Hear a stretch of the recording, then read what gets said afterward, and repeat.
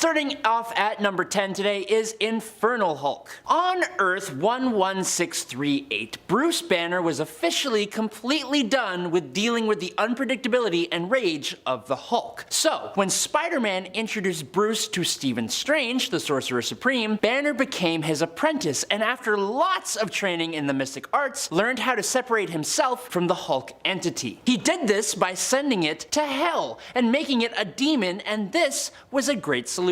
Until the 616 Hulk, along with Deadpool and Spider-Man from 616, came to Earth 11638. The Infernal Hulk managed to enter back into the realm of Earth, swapping places with 616 Banner's Hulk persona. Infernal Hulk went after the new Sorcerer Supreme, Bruce Banner, who was saved by both Deadpool and Spider-Man. So, how did they defeat this demon Hulk? Well, Sorcerer Bruce reversed the banishing spell that sent Hulk to hell, and just before Infernal Hulk could return to his original Bruce Banner body, Bruce had his neck crickle-cracked, which brought him to the pearly gates. But his spirit lived on in the astral plane, so it's all good still. Number 9, Hulk 2099. This version of the Hulk, appearing in the awesome possible future of 2099, where Spider-Man 2099 makes his home, is a guy named John Eisenhart. He was a corporate lawyer for big movie studios who went to manipulate a group called the Knights of Banner, who were a cult-like group of warriors who followed the ideologies of Bruce Banner, which sounds very cool, and it is. John was going to gain the rights for their name in order to make a movie about them, all while giving them nothing in return. He turns them into this corporation called Sweet Dreams, thinking they'll be brought in peacefully, but it doesn't go that way at all. The only Knight of Banner who survives, Kid, goes to a gamma machine, but John saves the kid, pushing him out of the way and being blasted with gamma radiation. John can now turn into the Hulk whenever he wants. He has a super strong prehensile tongue, which is terrifying, and he is much more beast-like with massive claws. He's just as powerful as regular Hulk, but unfortunately, his comics were not popular enough to last more than 12 issues. Maybe he'll get a resurgence. I doubt it though. Number 8, the Ultimate Hulk. Yes, the Ultimate Universe's version of the Hulk is similar to the regular Hulk, but his personality? No, it's pretty whack. Bruce Banner, no matter where you find him, is an emotionally scarred dude. It's a part of why he is the way that he is, but the Ultimate Bruce Banner? He's selfish, self-absorbed, and kinda straight just creepy. He was so desperate to be noticed and recognized that he willingly injected himself with an experimental version of a new super soldier formula, turning him into a monstrous version of the Hulk. Yes, there was no gamma bomb here, not at first. This Hulk had little to no regard for human life and collateral damage. He even enjoyed to feast on others from time to time. He was completely nuts is what I'm telling you. Ultimate Hulk would join up with Maker, Quicksilver, Kang, and a mind-controlled Human Torch to make up the team known as the Dark Ultimates. Yeah, it's safe to say the Hulk here was a villain more than anything else, but he would eventually align himself to be a bit better, but not by much. Number 7, the Breaker of Worlds. The Breaker of Worlds Hulk first appeared in a kind of side story within the Immortal Hulk story. It was more like a worst case scenario kind of thing. In an alternate timeline, the Immortal Hulk becomes possessed by the One Below All, who went rampaging until the end of time, and the end of this iteration of the multiverse. He has destroyed everything. Literally everything. He has defeated Franklin Richards, Galactus, all the cosmic entities, and he's shattered planets and crushed stars with his bare hands. The story itself follows an alien that had explored out trying to find out if anything was left in the universe, and there wasn't. This alien is living in the 9th cosmos, meaning the 9th version of the multiverse after the Immortal Hulk / the One Below All destroyed the last version. This new 9th multiverse is in tatters. The One Below All Hulk has consumed the souls of every being he has destroyed, bolstering up his own power enough so that he is a planet-sized Hulk, and he just flies around like a living curse, ending all things in existence until there is nothing left ever. Luckily though, the alien sent a warning far into the past to the present time, and the Breaker of Worlds won't actually happen, but it is what happens when the One Below All wins, and it's not good. Number 6, Space Punisher Hulk. This version of the Hulk, appearing in the really awesome Space Punisher story, at least I think it's awesome, other people don't agree, is a 4-armed, 30-foot tall, murderous monstrosity. He completely took out the Fantastic Four. He bit Sabretooth in half, took off Deadpool's head, and threw him out into space and he completely decimated a group of 6 Watchers, as in the race that Uatu the Watcher is a part of. If you don't know, the Watchers are sort of on par in power to Galactus, so yes, this is pretty impressive. Another fun fact about this future space version of the Hulk is that the Hulk is more like an exoskeleton with Bruce Banner contained within the Hulk's chest. But they are still separate entities, allowing the Space Punisher to end the life of Bruce Banner, which in turn allows the Hulk to just jump off into space free and leaving everyone alone. It's intense, it's really weird, it's extremely brutal as you'd expect from a Punisher story, and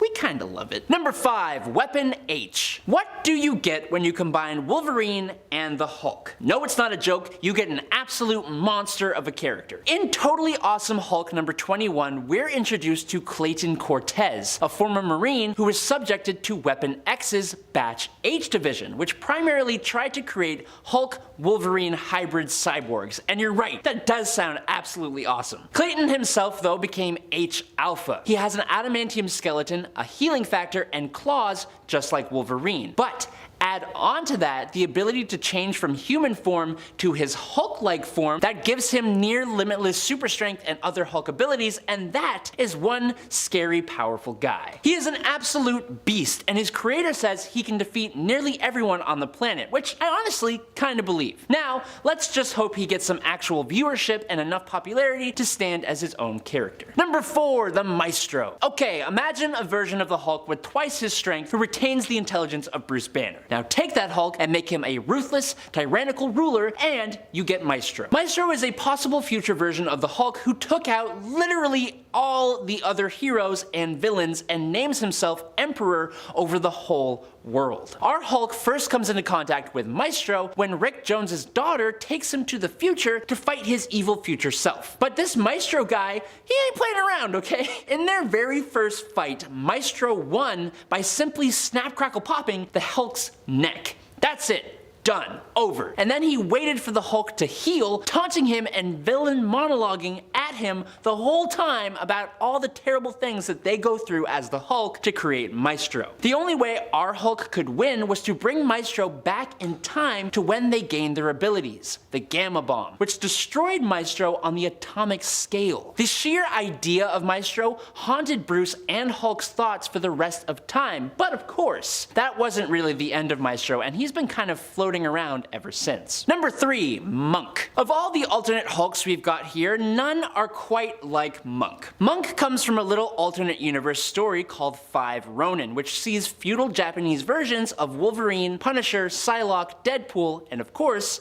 the Hulk. What's interesting here is that none of these characters seem to have the superpowers that make them superheroes in the regular 616 universe, or if they do, their powers are extremely subtle and low-key, and an excellent example of that is the Hulk. From reading Hulk's issue of the 5-issue story, we can gather that Monk used to be a ferocious samurai back in his day. Monk is a massive man, and he wielded a massive sword, but in his warrior rages, he would do some pretty unspeakable things, and because of the last one to happen to him, he swore himself off of the warrior life and instead decided to set in his roots at the top of a mountain in a sort of sanctuary, just trying to find inner peace. Even when the nearby villagers came to the former samurai for help against some bandits, he refused until he was visited by a Ronin with a mouth, Deadpool, who convinced him to use his rage one last time. Number 2, Amadeus Cho. Now, unlike pretty much every other Hulk here, Amadeus Cho is not from an alternate universe to the main 616 Incredible Bruce Banner Hulk. By 15, Amadeus Cho was the 7th smartest person on the planet, with a mind that functioned like a hypercomputer, but that also put a target on his back and led him to become friends with another genius, Bruce Banner. Cho first popped up on the scene back in 2005, but it wasn't until 10 years later, in 2015, when the Hulk got stuck with a dangerous amount of a new type of radiation that Amadeus took on a different form. Using special nanites, Amadeus absorbed the Hulk's powers, becoming a gamma-powered monster and the new Totally Awesome Hulk. But unlike Bruce, Amadeus found himself having much more control over his Hulk persona and prided himself on being a better and smarter Hulk. Unfortunately, over time that wouldn't last, especially when he exiled himself to find control and ended up on Sakaar. When he finally came back to Earth and declared war on all his enemies, he had to be stopped by his allies, and in doing so, they injected him with nanites that countered the ones he himself had placed in himself, and that's very confusing, I know. Amadeus didn't lose his Hulk powers. Instead, he retained just a portion of the power and now goes by the superhero name Brawn. And finally, in at number 1, it's Aborigine Hulk. You ever heard of the House of M, when Wanda Maximoff changed reality to make the mutant Magneto the ruler of the world with his family and all that jazz? Well, in this world, when Bruce Banner transformed into the Hulk after the Gamma explosion, it is believed by Mr. Ross that he became a spy of Magneto, and he becomes hunted down like normal. But not like normal, he travels all the way to Australia, and he settles in with a group of Aborigine where he becomes a part of their tribe and finds an inner peace with Banner and the other guy, meaning the Hulk. But of course, the conflict between the mutants and the last remaining resisting humans finds its way to the outback and onto the territory of this Aborigine tribe. With kind of a control over the Hulk persona, Hulk and Banner help the humans halt their persecution by their mutant overlords, eventually helping AIM to rule Australia. I didn't think that would ever happen. Kicking off the list at number 10, Longbow. Coming from Earth 398, Longbow was a version of Clint whose reality was altered by Morgan Le Fay in Avengers Volume 3. The Queen's Vengeance storyline is so fun. I mean, just medieval stuff in general is so exciting. Especially archers back in those times, it's fascinating. They would just point to the sky and hope and be like, did we win? I don't know what happened. So when Hawkeye is altered, he becomes Longbow. But the fun part here is that Hawkeye's original 616 outfit was already quite mythical. He had the cowl, the long tunic, the purple vibes, so not much changed here for him. Hawkeye is actually pleased with his outfit upgrade, so are we. Him and Cap ride into the castle on horseback, which is amazing as is, and then we meet the rest of our heroes. They were able to set reality back to normal by having the Scarlet Witch combine her powers with the other Avengers and then push all that power right into Wonder Man. Longbow was one of the first to break free from Morgan Le Fay's spell. Although I kinda wish he stuck around for a bit longer, I don't know. He can stay like that forever. I love it. Number 9, Old Man Hawkeye. Coming from Earth 807-128, the Old Man Logan future where supervillains have taken over the world, and Hawkeye led other Avengers to Las Vegas as well as the Thunderbolts, but when they got there, the Thunderbolts betrayed the entire team and everybody bit the dust. It was horrible. Baron Zemo took out Black Widow but purposely spared Hawkeye just to torment him. Guy's a freak. Cut to decades later, he has the long white hair, he's really old now, he's ducking out in the woods, but he was soon hired by Jebediah Hammer to guard a delivery trip across South Dakota. During the trip, they were ambushed by the Madrox gang, and Hawkeye got most of them, but he missed the last shot. His glaucoma was now advancing, and give it a few months' time, he would be fully blind. So his last mission with eyesight was to see his family, and then go after said Thunderbolts with Kate Bishop by his side. And of course, Old Man Hawkeye is a vital asset in the Old Man Logan storyline, where Clint recruits Logan to help him deliver a package to New Babylon. Also, fully blind. And before we continue on with this list, if you're loving this content, show us and hit that thumbs up. That way we know to give you some more Hawkeye, nerdy goodness, whatever the case is. You know what to do. Thank you so much. Back to the list. Number 8, Bullseye. One of my favorite versions of Hawkeye, well, it's actually not Hawkeye at all. It's a villain. It's Bullseye. 2 eyes. One's bull, one's hawk. You get it. But the world doesn't know that. That's the scary part. Coming from the Dark Reign storyline where Norman Osborn takes control of the Avengers. It's a ride. All these supervillains dressed up as Earth's mightiest. It's all a big lie, but you know what? They do look pretty good. I will admit. When the Dark Avengers were fighting a rogue Hulkbuster robot, Hawkeye handled the pilot in, well, a non-heroic way. After that point, the robot fell and subsequently took out 46 more civilians. That's a lot of death in a matter of 30 seconds. Later on, he saw a woman being robbed by 3 dudes, and he just took out everybody instead of saving her. It's horrible. Luckily, a news crew saw this and they filmed the attack, but Hawkeye shot an arrow into the helicopter and blew it up to smithereens. This is all bad, just all bad. Powerful, but pretty bad nonetheless. Number 7, Ronin. If you saw the recent Hawkeye trailer, it's clear that Clint will have to face the music. He sported a new look in Endgame, took off some heads, he was real badass, but now everybody got snapped back, and he's unretiring. Again. This Ronin character comes from the New Avengers issue 27. See, Hawkeye was originally killed off, but later resurrected at the end of House of M. So when he rejoins the team, he had this new look to him. It was quite a big character change in the MCU, but as far as the comics went, there weren't a lot of fans of the Ronin look. Maybe that's why everybody's after him in the new show. They don't like his Ronin outfit. They're like, cut your hair. Please. Also the tattoos. Nothing says Christmas than Hawkeye rocking sleeves and whipping arrows through people's necks. Let's do it. Deck the halls. Number 6, Clint Barton Jr. AKA Mustang. This version came from What If Volume 2, issue 114. Clint Barton Jr. was the son of Hawkeye and also Jennifer Walters, aka She-Hulk. Secret Wars 25 years later. What if our heroes never left Battleworld? Well, it doesn't sound like they would be too bored, because all the heroes and villains called a truce and then they settled down, all started hooking up with each other and started families in the city of Denver that was making up part of the planet. As Odin would say, Denver is not a place, it's a people. Denver, not Asgard, Denver.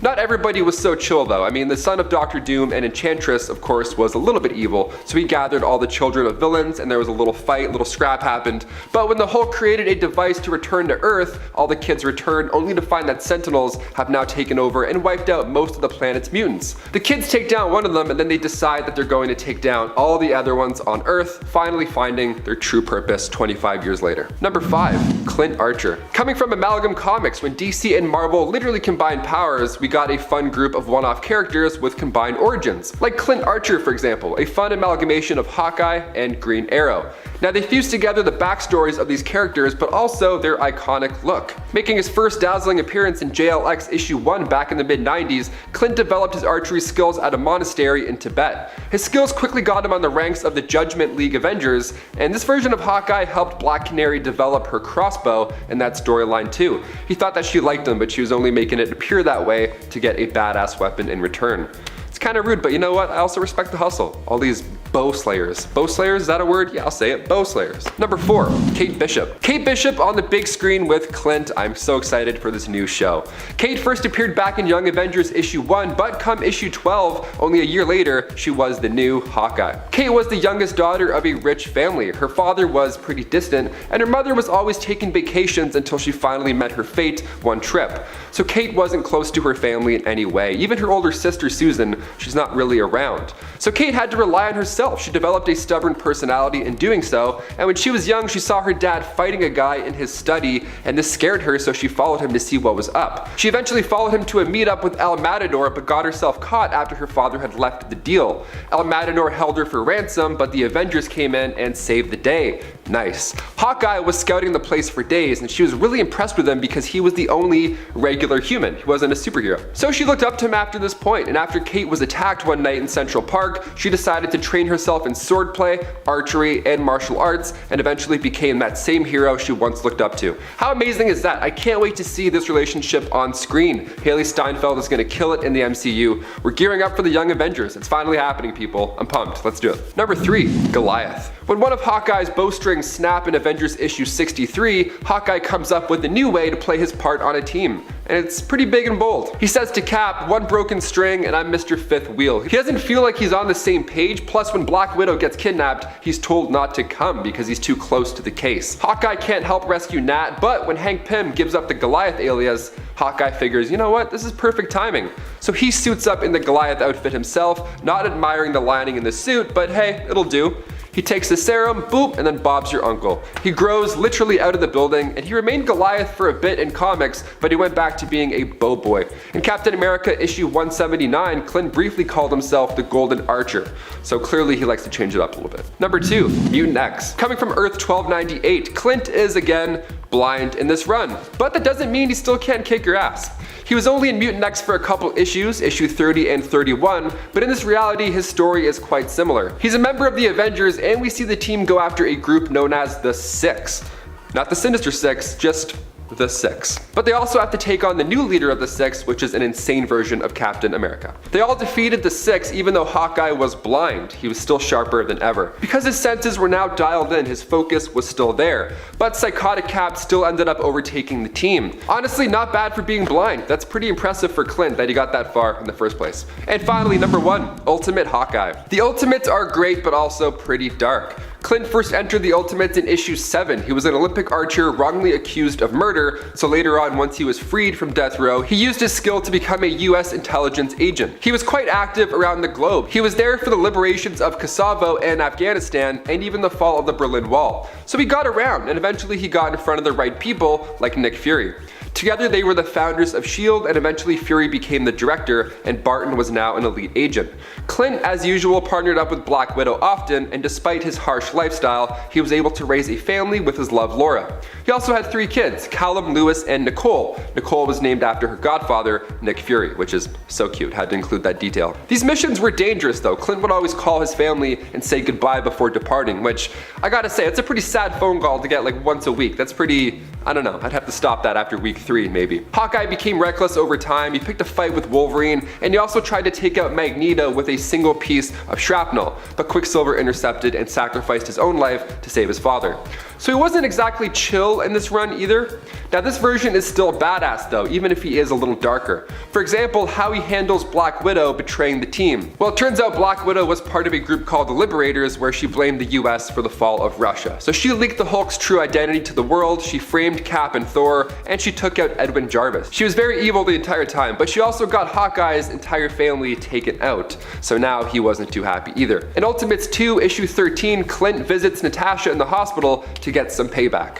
One in each hand, and then the rest, it's gory. He's horrible. But you know what? He's still badass and powerful nonetheless. And at 10, Ian Rogers. When Steve Rogers got trapped in Dimension Z, he rescued a baby boy while he was trapped there. Since time moves faster in Dimension Z, he ended up raising that boy for over 10 years. Sharon Carter ended up raising him for the remainder of his childhood when she got trapped in Dimension Z after going there to rescue Steve, but the boy was the son of Armin Zola, but saw Steve Rogers and Sharon Carter as his parents. His birth name was Leopold Zola, but he goes by Ian Rogers, the true name that his father gave him. By the time he left Dimension Z, he was a full-grown adult. Then he took on the name Nomad and partnered with Sam Rogers, but he does at one point become Captain America as well, I think. And even if he doesn't, he's basically, he's like Cap's adoptive son, so you know what? It's like Patriot adjacent. And at 9, Super Soldier. Super Soldier is fairly evidently, well I say evidently, but I guess you wouldn't really know that. It's actually a combination of Clark Kent and Steve Rogers. First being introduced in Marvel vs. DC number 3 from 1996, during World War II, government scientists were working on a super soldier formula that would transform a man into much more, into some sort of human weapon using cellular samples of an alien corpse. Clark Kent volunteers for the super soldier program and they administer the formula, as well as a good chunk of solar radiation. This mixture gave Clark Kent incredible abilities, including all those of Captain America and Superman. Super strength, heat vision, flight. Now known as Super Soldier, Kent wields the Superman logo as his shield. In March of 1942, Super Soldier fought Ultra Metallo, a robot sent by Lex Luthor to aid Germany in winning the war by killing Clark, but the fight started in Washington, D.C. and ended above the northern Atlantic Ocean, when Clark sacrificed himself to take down the robot, sinking them both into the icy depths. Jimmy Olsen was one of the few witnesses of this event and instead reported that Super Soldier had retired after America had declared that the war was won. 50 years later, the body was thought out in JLA number 4, that stands for Judgment League Avengers, and Clark joined the Judgment League Avengers as its leader. And at 8, Zombie Cap. Colonel America's life before the onslaught of the zombie plague of Earth 2149 remains largely undisclosed, but it is reasonable to assume that it paralleled the experience of Captain America from 616. Aside from the evident difference in rank, the only other deviation from 616 is that Colonel America assumed the role of President of the United States, akin to his ultimate counterpart. Although his presidency was cut short before completing a full term, tragically he succumbed to the zombie infection and became part of the Zombie Galacti, only to meet a gruesome fate when his brains were violently extracted by Red Skull. Here's a fun fact: such a high percentage of US presidents have been assassinated that it is considered the deadliest job in the world. Yep, Cap isn't changing that. However, his story took an unexpected turn as he found himself transplanted into the body of T'Challa, the son of Black Panther. The circumstances surrounding this transformation and the ensuing consequences for Colonel America in his new form are yet to be fully revealed, but yeah, that's a whole load of crazy. Gotta love zombies. And at 7, Soldier Supreme. After acquiring the Infinity Stones, Gamora harnessed their power to trap the souls of the universe within the Soul Gem. To further subdue the inhabitants, she folded the universe in half, causing every soul to merge with another and giving rise ties to the Warp World,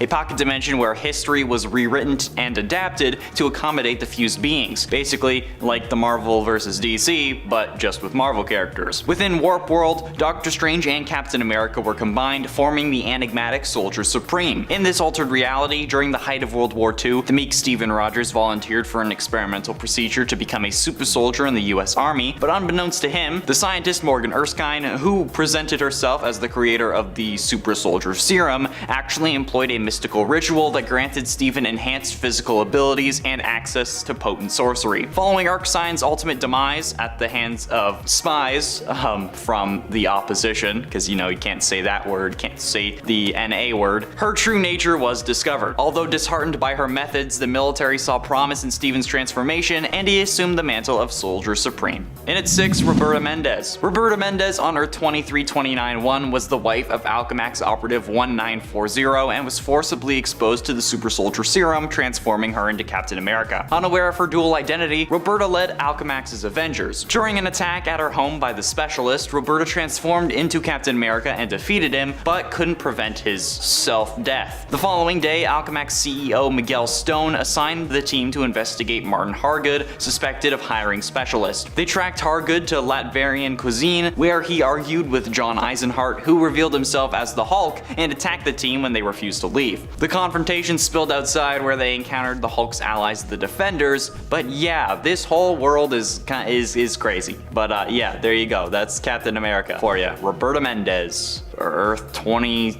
just a lot of numbers. Halfway through into number 5, Captain Carter. I feel like you're all gonna know this one. Captain Margaret Elizabeth Peggy Carter was a distinguished Avenger and founding member of the Illuminati, the Marvel Illuminati, YouTube, relax. Playing a crucial role in the Infinity War of 2018, she fought valiantly against Thanos and aided in his defeat during the Battle of Titan. In the aftermath, when Doctor Strange utilized the Darkhold for dreamwalking, resulting in a threat of multiversal incursion, Carter, along with the Illuminati, voted in favor of executing him to safeguard the universe. In the years that followed, Carter found herself presiding over a hearing concerning an alternate version of Doctor Strange, who was apprehended by Baron Mordo on suspicions of posing a similar danger to the reality. Before the vote could be finalized and condemn this alternate Strange to death, their headquarters was attacked by the Scarlet Witch, who ended up killing Carter with her own shield and, pulled a science class and kind of just severed her torso from her legs.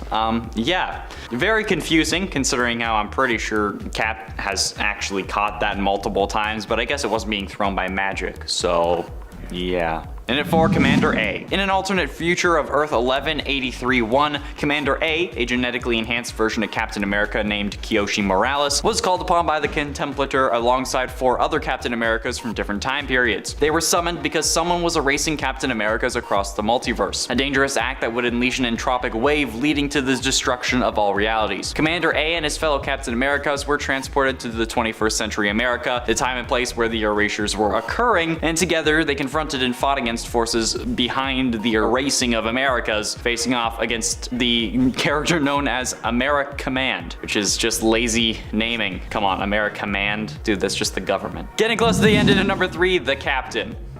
Leaving a pineapple on his doorstep for Ted Mosby. Oh wait, sorry, wrong Captain, my bad. In the midst of the Battleworld conflict, Stephen engaged in a brutal confrontation with the Wolverine clan, ultimately emerging victorious. Arcade, however, taunted Stephen, provoking his wrath. In a swift act of retaliation, Stephen trapped Arcade within the formidable jaws of the Devil Dinosaur. However, his actions attracted the attention of God Emperor Doom and Sheriff Strange, who summoned him for judgment. If you can't tell, this world is kinda nuts. Stephen pleaded on behalf of Steve, revealing that in order to secure Bucky's freedom, Steve had been tasked with venturing into the Greenland domain and assassinating the Red King. Sent on this mission, Steve encountered ferocious monsters, but was saved from their onslaught by Hulk. It's a mess, okay? Basically, I'm pretty sure this one is just, I forget what age it was. I feel like it's a dinosaur one, okay? I think it is. Just read it.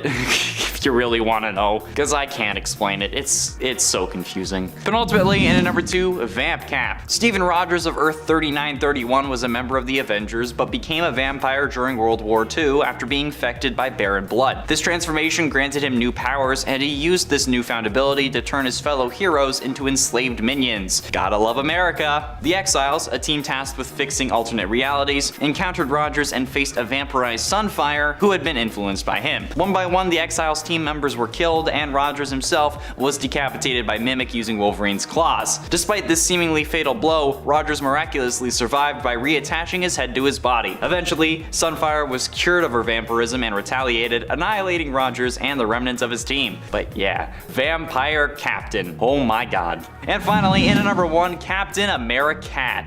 Not even joking. Captain America has a remarkable ability to adapt to different realities within the multiverse, even in the more eccentric corners of it. Here we go.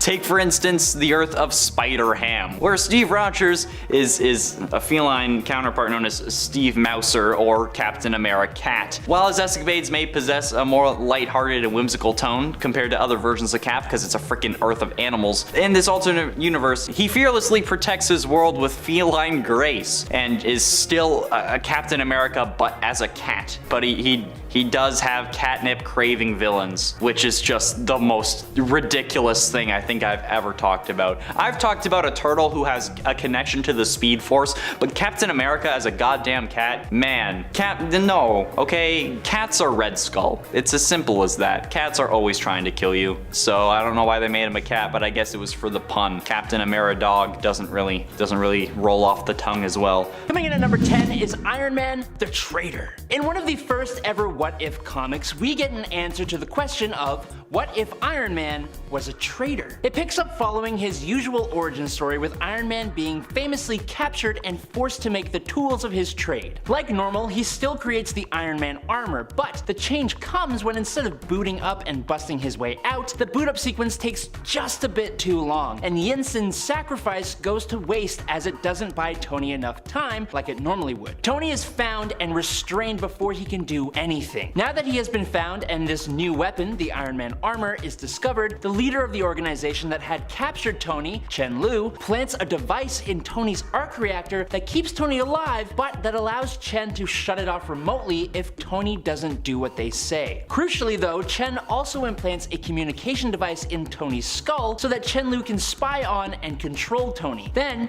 he lets him get discovered. Thanks to the fact that he can now control Tony, he forces him to become a hero like he would have anyways, gain the trust of the superhero community, and then learn secrets pertaining to S.H.I.E.L.D. Tony is ordered to dispatch Reed Richards and goes to complete this mission, but it's revealed that Tony has actually been recording an SOS tape by speaking incredibly slowly, and he sent that tape to Reed, who figured out he had to play it at a faster speed, and he learned of the situation that Iron Man was in. Once their fight began, Iron Man eventually got, quote, incapacitated by Reed, who in actuality helped remove the device inside of Tony's heart, giving Tony the chance to get his revenge. For a short and somewhat silly what if story, it's actually pretty good. Number 9, Lord Iron. Earth 311 is the home to the incredibly cool story of Marvel 1602. This Earth takes a bunch of the Marvel characters we love and adapts them to the Elizabethan era, and yes, that includes an Elizabethan Iron Man. Anthony Stark, aka Lord Iron, has an armor powered by literal lightning in a bottle. No, I ain't joking. His armor was created when Anthony was captured in the Holy Land during the English-Spanish Wars and treated rather harshly by Robert David Banner, aka the Hulk of 1602. This resulted in Anthony requiring the suit to survive. But that's all backstory. Anthony is sent on a mission to hunt down Banner at the Roanoke colony in the New World with his technologically advanced suit. Now look, this suit, in comparison to other versions of Iron Man, is not the most advanced and powerful suit, obviously, but it is centuries ahead of its time, being nearly on par with the first ever Iron Man armors, only it has a super sweet lightning sword. Elizabethan Iron Man literally captured lightning in a bottle,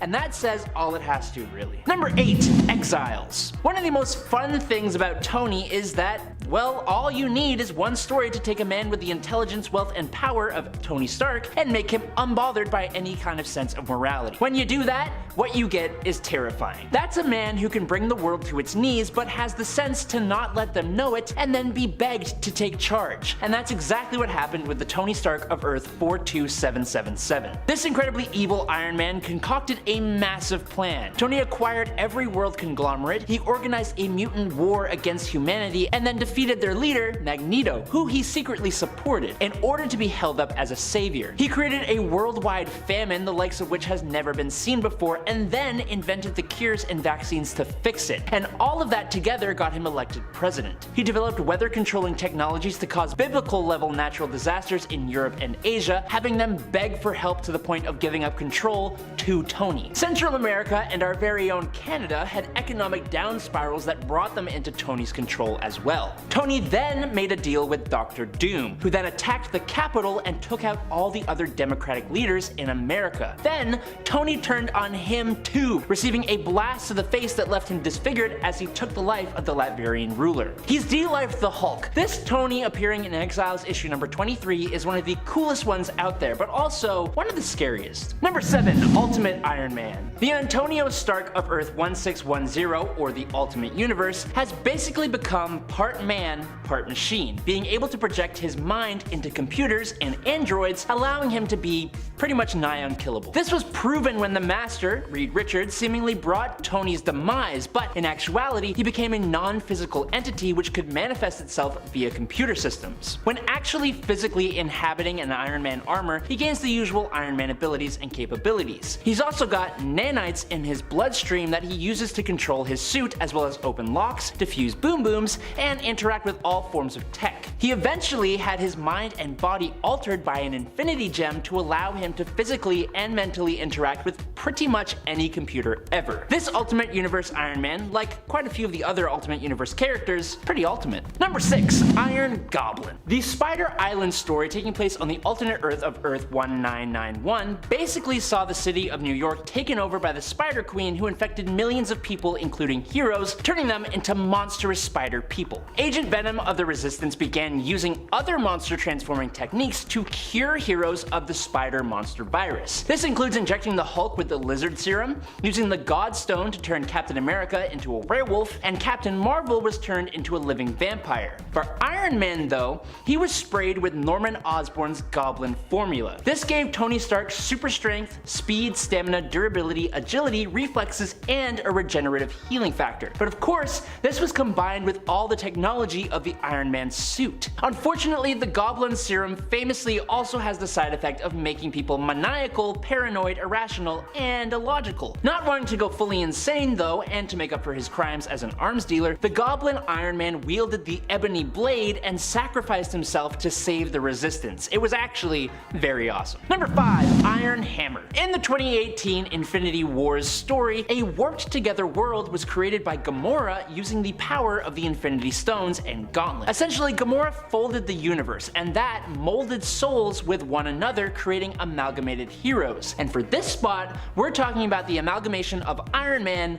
and the God of Thunder, Thor. Stark, Odin's son, is an awesome version of Iron Man and Thor that enjoys virtual immortality thanks to his Asgardian physiology, along with superhuman strength and endurance. His hammer, Mjolnir Iron, which I know is a stupid name, has all the same powers as the regular Mjolnir, but it also grants Stark his armor, which is now a mystical suit of Asgardian armor. Since both Thor and Tony kind of have daddy issues, this version of the mix has their father, Howard Odin, playing a huge part in the story too. It's pretty damn awesome and you should check it out. Number 4. Iron Maniac. Coming at us from the alternate Earth 5012, Iron Maniac shows readers what a totally evil version of Tony Stark would look like, other than the Exiles one and any other evil version, I guess. The Tony Stark from this war-torn version of the Marvel Universe has done some truly horrible things following the loss of so many of his fellow heroes at the hands of the villain Titanus. Using a really cool armor that also somewhat resembles Dr. Doom's armor, the Iron Maniac went against the Fantastic Four and even took the life of Johnny Blaze in his native universe. His advanced armor repels magical attacks as well as generates a neural dampening field that mitigates telepathic and telekinetic attacks to some degree, which really helped him out to be absolutely terrible. Reed Richards of Earth 5012 eventually found a way to send this Tony Stark to the 616 universe, where he faced the 616 Fantastic Four and eventually the new Avengers, showing just how powerful this evil Iron Man actually is and making us thank our stars that normal Tony Stark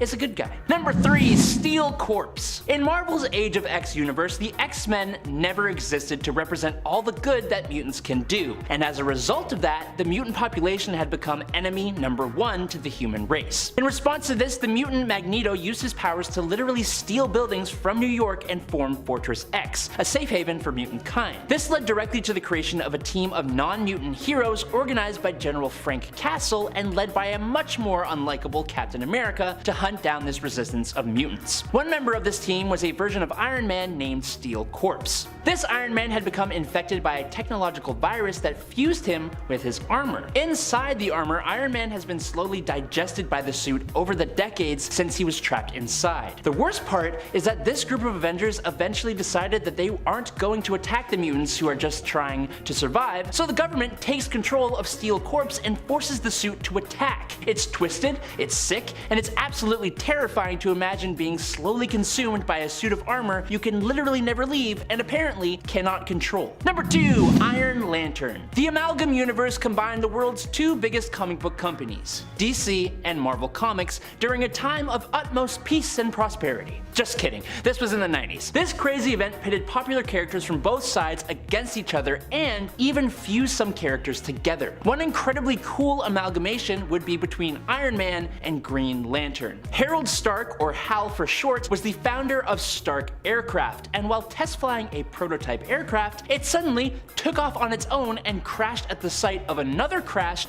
alien spaceship. The crash of Hal Stark's craft left shards of metal in Stark's chest, which would have ended his life if he hadn't met the dying alien Roman Sur, and using the suspiciously lantern-shaped alien battery, built a suit of armor. This armor not only kept him alive, but due to the advanced alien tech, it gave him the ability to create green, solid energy constructs, fire plasma bolts, fly at speeds beyond the speed of light, time travel, it granted him almost unlimited telepathic powers, translation of virtually any language, force field generation, and the ever-classic superhuman strength and durability. Stark became one of the most overpowered heroes around, and an Iron Man Green Lantern combo was not something that I knew that I needed, but I'm glad I have it. And finally, in at number 1, it's Robert Downey Jr. Nothing can really stand up to the closest thing we got to a real Iron Man. Robert Downey Jr.'s portrayal of Tony Stark was the whole groundwork MCU, and his character endured for years, with aspects of his characterization even influencing comic Tony Stark to a degree. Taking aspects of the original character and adding some realism and a really likable performance made for a version of Iron Man that boosted up not only the comic book character's popularity, but through the MCU, it boosted up the popularity of comic books in general, and we will always celebrate that. Being in a world that is a bit more grounded and relatable to our own, this Iron Man doesn't have as complex of a story, nor is he more powerful, but he is more than impressive enough without that. Not to mention, he was the one to actually defeat Thanos in the end. His send-off from the MCU affected people who don't even read comic books, and I think that says a lot. And I can't read Iron Man in comics anymore without hearing Robert Downey Jr.'s voice. He is Iron Man. Number 10, House of M. Okay, so this alternate reality version of Natasha Romanoff isn't exactly more powerful than her regular self, but she's the leader of the Soviet super soldiers, defending the island of Genosha against Magneto and his mutant uprising. Now, she doesn't really show up for very long, not very long at all actually, but seeing this Black Widow leading a team consisting of the biggest Russian superheroes, including Crimson Dynamo, Ursa Major, and Red Guardian, is just awesome. Not to mention, assuming the Scarlet Witch gave Natasha what she wanted, this is her dream come true, which is just really interesting to think about. Hold up, you're a Black Widow fan, bro? Name 3 of her best comics in the comments below right now, bro. I bet you can. Number 9. Madame Natasha. Earth 15061, Uncanny Avengers Ultron Forever #1 in May of 2015 had Black Widow form the Avengers Initiative in the wake of Zero Day, which is an event during which Thanos invaded Earth and took the lives of roughly half of its heroes. The heroes who were left were mobilized by Natasha and managed to stop Thanos, taking him out through a combination of magic and science. Natasha's team expanded over the following years and continued operating 30 years into the future. We can assume she has the same abilities as Natasha normally possesses, but being the leader of a group of incredibly powerful heroes like Thor, King Hulk, Daniel Cage, Captain America, and Iron Mariner, she has got access to a large number of resources that just push her to another level that helped her and the other heroes to take down Thanos. Number 8. Black Widow 2099. Like most characters from the 2099 universe, Black Widow is also hella cool. This Black Widow is a woman named Tanaya, and she is a somewhat more literal Black Widow than other versions. Tanaya was a serial taker of lives, with her MO being that she would consume her prey after sleeping with them. For some ungodly reason, she is approached by Alchemax CEO Miguel Stone to become a member of their Avengers. She carries around 2 stingers and fangs as her main tools of the trade, and her costume also features a mask with numerous red eyes, like the actual Black Widow spider. I said she's awesome, but she is still very scary and a very interesting version of this character. Number 7. Ava Orlova. Ava Orlova, who first appeared in Mockingbird's S.H.I.E.L.D. 50th Anniversary #1 in September of 2015, is the Red Widow in Marvel Comics. While not exactly an alternate version of Natasha, she is close yet different enough for me to feel like it's worth mentioning her. Natasha rescued Ava from the Russian mob as a child, and she now refers to her as her little sister, though there is no actual family connection, and despite the fact that Natasha never actually came back for her and kind of left her abandoned. Ava is a much more aggressive widow than Natasha is, rarely showing any of the discipline of the older spy, and using an advanced system of electrical powers which she channels through her weapons. I think she's really cool, but we haven't really seen too much of her yet, and hopefully that changes. Number 6. The Red Cat. In the symbiote Spider-Man alien reality story, we get a reality where things transpired quite a bit differently, with Kraven the Hunter dressing like Jungle Jim, Hobgoblin is the Sorcerer Supreme, and rather than become a super spy, Natasha Romanoff became a jewel thief known as the Red Cat. Yes, like instead of Black Cat. She shares a romance with Spider-Man and seemingly has all Black Cat's abilities as well. The story itself focuses on Spider-Man and explores the Secret Wars era of Marvel Comics from 1985 when Peter Parker first got his black suit. But the Red Cat is absolutely a highlight of that story. Number 5. Earth 666. First appearing in Secret Avengers number 33 in October 2012, this Black Widow is a member of the supernatural Avengers of Earth 666. Her exact supernatural status is unknown, but it was confirmed that all residents of that reality are either dead or undead in some way. And Natasha specifically, well, she appears to be part human and part actual real spider. I'm assuming it's a Black Widow, but ultimately she's a humanoid spider and presumably has all the benefits that come with that, including fangs, multiple eyes, a monstrous pair of hands and feet, and for that reason she winds up here as at least more powerful than a regular Black Widow. The hero, not the arachnid. Number 4. Spider-Woman. The Ultimate Universe is not exactly the greatest. It has its moments, but it's definitely a little divisive. One thing I think most people enjoy about it would be the version of Spider-Woman. Actually, most of Spider-Man related things are well liked in this universe, but we ain't talking about him. On Earth 1610, Jessica Drew is a clone of Peter Parker who becomes Spider-Woman, but after the original Black Widow in the Ultimate Universe, who was utterly horrible and rather evil, and the second Black Widow, Monica Change, Jessica became the third iteration of the character on 1610 with her Spider-Woman powers. Jessica as Black Widow forms the all-new Ultimates and begins living with her teammate and friend, Katie Pryde. Number 3. Widowmaker. What if Fantastic Four #1, coming out in December of 2005, takes place on Earth 717 in 1951? The Soviet Union sends its first manned mission to space. Natalia was one of the 4 astronauts involved. Now all 4 of them were bathed in cosmic radiation and gained superhuman powers. In her case, Natalia gained the ability to manipulate electromagnetic energy, allowing her to fly by reversing the polarity of her body and also making her able to discharge her energy in lethal doses. The 4 became the ultimate Federalist freedom fighters, or if you prefer, and I do not blame you whatsoever, you can just call them the Soviet Fantastic Four, because that's basically what they are.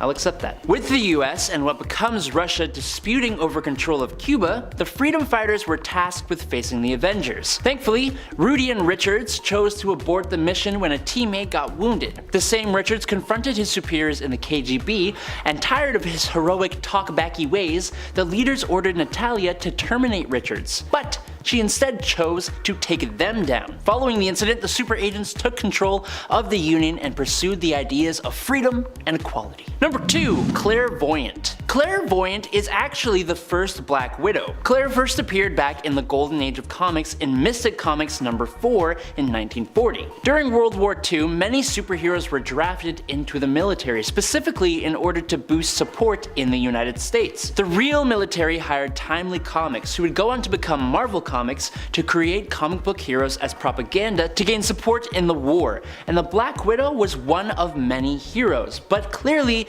this isn't Natasha Romanoff. Clairvoyant, the first Black Widow, is among the most powerful magicians in the Marvel Universe. After Claire's passing, Satan brought her body to his realm and revived her as his supernaturally powered operative, the Black Widow, to perform as his personal assassin, taking down evil mortals so that he could draw strength from their souls. She would be integrated into the Marvel Universe proper in 2005 as part of the 12 miniseries. And in at number 1 is Worthy Black Widow. Black Widow from Earth 23223 in What If Age of Ultron number 3 in 2014 was a member of Colonel Fury's Defenders team stationed at Castle Doom in Latveria when they were invaded by an army of frost giants and other creatures who originated from Asgard. But then the Midgard serpent himself showed up. Thor mysteriously fell while fighting the serpent, and so, while the others used themselves as a distraction for the serpent, Natasha managed to pick up Mjolnir in her last moments and gain the powers of Thor. She defeated the world serpent Jormungand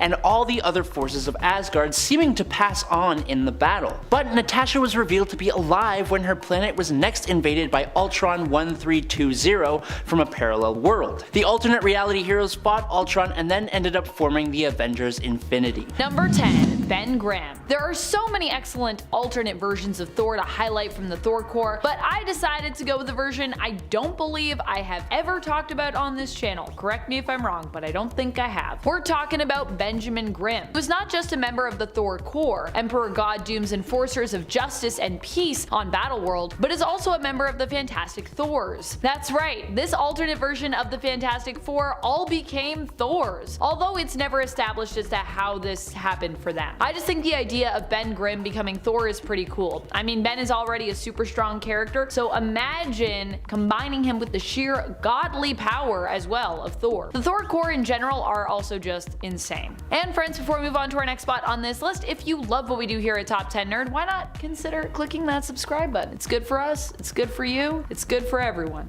Number 9. Adam Aziz. Like Jane Foster, Adam Aziz became Thor briefly when the hammer presented itself to him. However, he didn't last nearly as long as other mortals have in the role. Definitely not as long as Jane Foster. This is because the hammer presented itself to him when it was broken during Donny Cates' recent Thor run. It wasn't that Adam was worthy, it was that the hammer needed to be fixed. He asked Thor before returning Mjolnir to him if he could use it to fly once high up in the sky like he and the other heroes so often do. Thor gave him permission, and afterwards he returned the hammer, giving Thor some advice on how he might fix it, based on Adam's own experience. The good old IT crowd fix. Have you tried turning it off and on again? Number 8. Ben Parker. If you can believe it, in an alternate reality, there is actually a version of Benjamin Parker, Spider-Man's uncle, who became Thor. This version of Thor and Ben hails from the alternate reality of Earth 615 and makes his first and only appearance in Secret Wars 2, issue number 1. Secret Wars 2 is in TOO, by the way. Here we're introduced to Thor as a member of the Avengers, who are one of the superhero teams from a region of Battleworld known as number 615. Here, everyone is actually Ben Parker. So I think you can imagine the Avengers, I mean, they're all Ben. Number 7, Eric Masterson. Okay, so with Thor, there are a lot of other folks who have also had the mantle. But this isn't really the same as someone like, DC's Green Lantern. For that, there are many different Green Lanterns, and then there are alternates of those characters from other realities. For Thor, there's usually only one Thor at a time, which is why I'm letting myself count versions of the character like Eric Masterson who are from the main continuity. Eric for a time was Thor himself, but also existed as Thor in the Earth 616 reality. How was this possible? Well, Eric was just a mortal man, but after becoming involved in Thor's adventures,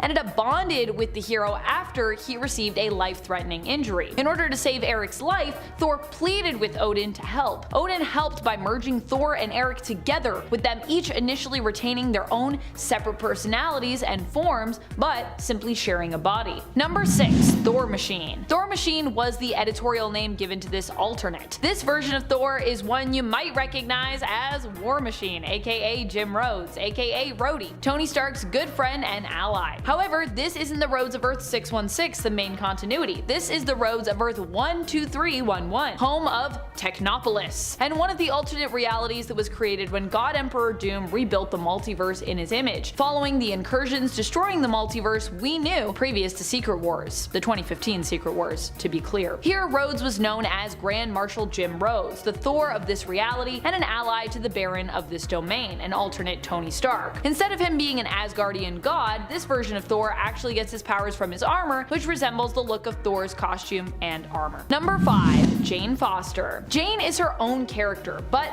was for a time also Thor. Currently in the comics, she's instead known as Valkyrie right now, but before that, she was granted the powers of Mjolnir after Thor was deemed unworthy and lost his ability to use it. The hammer called to Jane, and she answered the call, becoming Thor, known editorially as Mighty Thor. Eventually, Jane gave up the ability to become Thor in her final fight against Mangog. She sacrificed herself as transforming into Thor was actually killing her. Currently suffering from cancer, the transformation basically wiped clean any of the progress her chemotherapy treatments were making in fighting back against the disease. In the end, Jane bound Mangog in chains intended for Fenris that were attached to Mjolnir and hurled up the hammer into the sun. This destroyed the hammer and seemingly killed Jane, ending her time as the mysterious Lady Thor. Of course, Thor Odinson would not give up, and surprisingly, with Odin's help, was able to revive her, with her passing the mantle of Thor back to Odinson. Number 4, MCU. I mean, can I really do a list like this without talking about Chris Hemsworth's take on the character? I do not think that I can. While Thor Love and Thunder was not exactly the masterpiece we were all hoping it to be for the Thor and Marvel superhero franchise, you can't say that the character development we've seen for Thor has been amazing. By far, Thor has seen some of the most character development among the versions of the heroes we've come to know in the MCU. I would say Thor and Scarlet Witch oddly have seen some of the greatest developments throughout the more than decade we've been watching superhero films and television. Thor went from a reckless god who didn't really feel he belonged on Earth, nor really wanted to be there, to one of Midgard's greatest heroes, to an orphan and relatively directionless Asgardian, to the hero of his people, to someone who himself went toe-to-toe with Gore in an attempt to protect not just his people, but all the gods of the universe. That's quite the journey, honestly. Also,